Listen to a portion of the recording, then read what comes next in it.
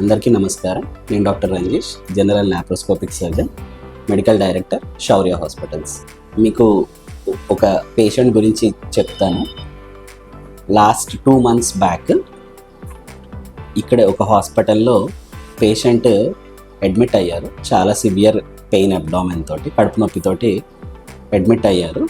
Scan చేసి చూస్తే gall బ్లాడర్లో stones ఉన్నాయి అండ్ గాల్ బ్లాడర్ రప్చర్ అయింది అన్నట్టుగా మనకి రిపోర్ట్స్ వచ్చాయన్నమాట.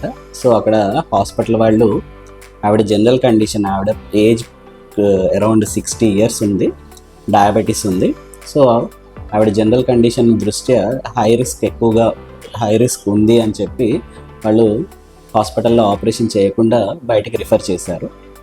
అప్పుడు వాళ్ళు మనల్ని అప్రోచ్ అవ్వడం జరిగిందనమాట. సో ఎవాల్యుయేషన్ చేసిన తర్వాత రిస్క్ అంతా ఎక్స్ప్లెయిన్ చేసుకొని మనం సర్జరీ చేయడం జరిగింది.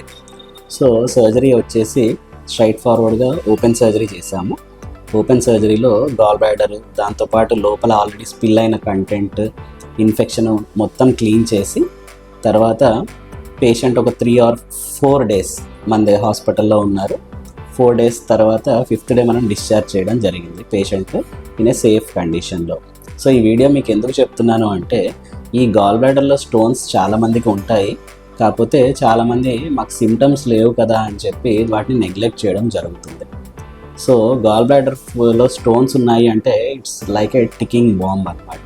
అది ప్రాబ్లం ఎప్పుడు చేస్తుందో తెలియదు, బట్ ప్రాబ్లం చేసినప్పుడు చాలా సివియర్గా ఉంటుంది.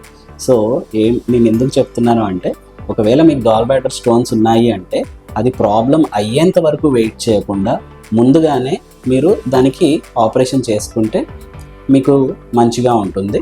అండ్ ఈ ఆపరేషన్ వచ్చేసి లాప్రోస్కోపిక్ ద్వారా మనం రెగ్యులర్గా చేస్తూ ఉంటాము. సో సర్జరీ తర్వాత 2nd day మనం డిశ్చార్జ్ చేయడం జరుగుతుంది అండ్ 1 weekలో కంప్లీట్ రికవరీ కూడా అయిపోతుంది. అలా కాకుండా కాంప్లికేషన్స్ వచ్చిన తర్వాత, అంటే ఇలాగే చీమ్ పట్టడము, రప్చర్ అవ్వడము, ఇలా జరిగిన తర్వాత కనుక మనం ఆపరేషన్ చేస్తే అప్పుడు మీకు పట్టే రికవరీ టైం ఈజీగా 2 to 3 months. So choose wisely.